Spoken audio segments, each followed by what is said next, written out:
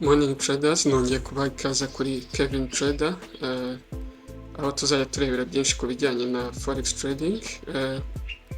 Uyu munsi tugiye kureba GJ cyangwa se biraba byifashe bite kuri GBP JPY.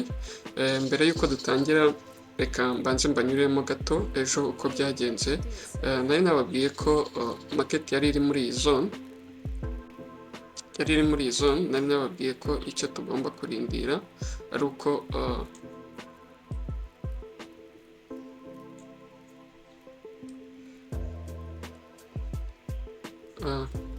market yari iri muri iyi zone. Nari nababwiye ko icyo tugomba kurindira ari uko market yaza ika breaking out, ikaza igatestinga ino support yacu, itaba rejected cyangwa se mwabona iyi zone yacu i breakinzwe na red candle cyangwa se candle y'umutuku nini, ukaba urindiriye ukarindira ino next support ko iba retested ikaba rejected.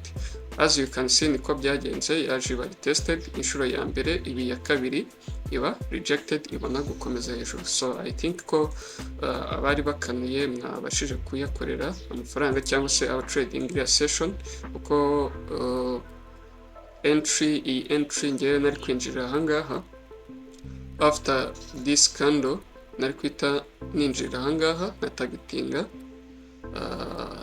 no highs, gusa ahangaha nari kwita nshyira break even na takinga 80%. So I think ko byabaye saa 12:30 z'umugoroba w'i Kigali. Nizere ko mwabashije kwitakinga ino trade. So reka twihuse turebe GBP JPY niki twakitega uno munsi.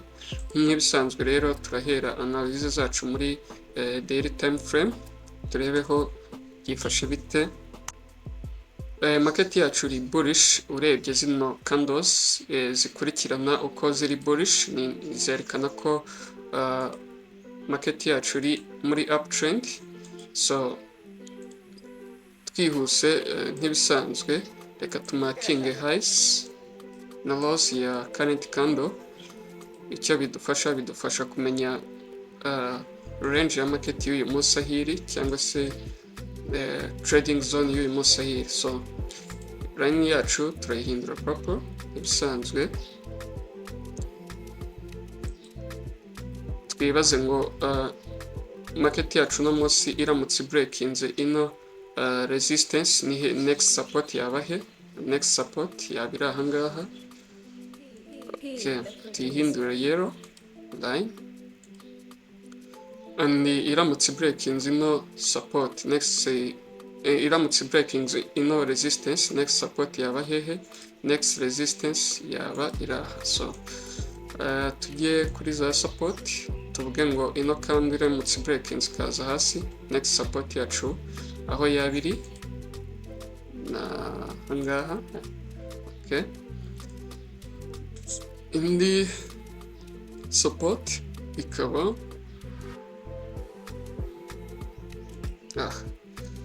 izindi ziri kure. Reka muri daily time frame tumakinga zino gusa, ubundi tujye muri 4 hours turebeho byifashe bite. Cyambere dukora nk'iyo tuje muri 4 hours tubanza kwa adjustinga our support and resistance twaciye muri daily time frame. Ahangaha ndahabona indi resistance yahindutse support, tuyihindure yellow ariko itasa n'iya 4 hours. Tukahabona strong support yabaye rejected so many times, ikadushyireho green box byerekana ko market ishobora kuhagera igakora reaction cyangwa se ikaba yasubira muri buy. So tuyihindure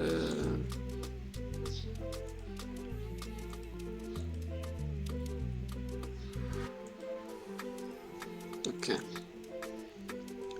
Another strong resistance iri ahangaha, uko mubona yabaye rejected ahangaha, yabaye rejected aha, yongera iba rejected aha, yongera iba rejected ahangaha. Kandi twavuze ko strong support cyangwa se resistance iba ari strong yarabaye 3 times rejected cyangwa se yarabaye rejected inshuro 3. So reka naho dushyireho red box byerekana ko market ishobora kuhagera igakora reversal igasubira muri selling pressure, tuyihindure red. So muri forwards ndakeka kumva izo support twaciye zihagije, ahubwo reka tujye muri 1 hour cyangwa se 30 minutes turebe ko naho byifashe. Okay. Muri 1 hour ndabona nta support nyinshi cyangwa se katupfe gushyiraho iyi ngiyi cyangwa tuyadjusting. Muri 1 hour twashyiraho iriya support yonyine, reka tujye muri 30 minutes turebe n'izi opportunities dufite uno munsi dushobora kwitega. So nkuko mubibona current market yacu iri ahangaha cyangwa se zone ya market yacu iri aha, tuyishyire muri white box byerekana ko ari no trading zone, tunabyandikeho.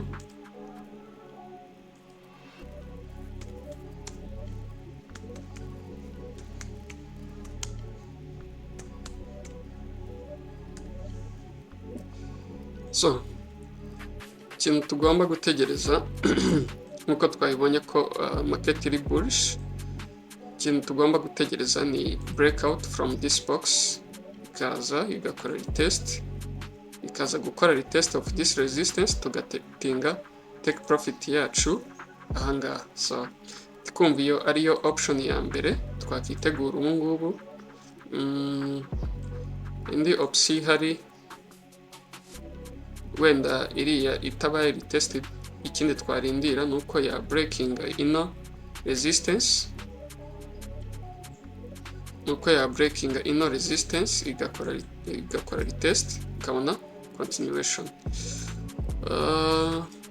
cyangwa se ishobora kubera ino ari strong support ishobora kuza gukora fake out igaclosing a strong bullish candle igaclosing above, bikaba bimeze nka gutya wenda ni urugero sibyo, ikaba ari strong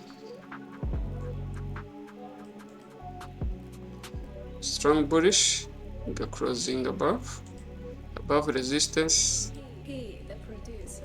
igakora fake out,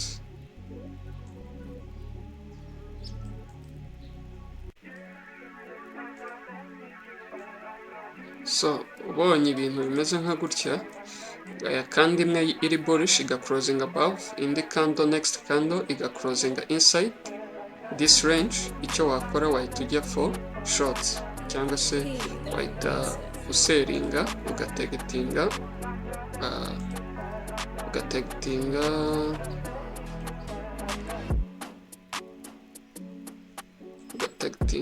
nkanga cyangwa se ugategetinga ino support. Gusa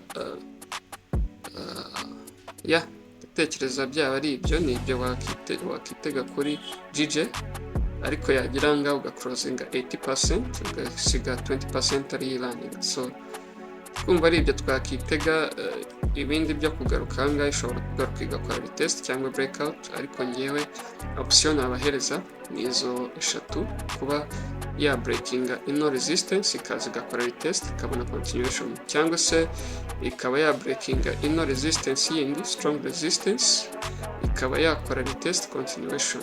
Gusa ishobora kutubaha ino resistance, ishobora kubaha ino resistance igakora rejection, next candle igaclosing ari bearish, uhita ukora entry yawe muri fake out. So thank you so much, happy trading day.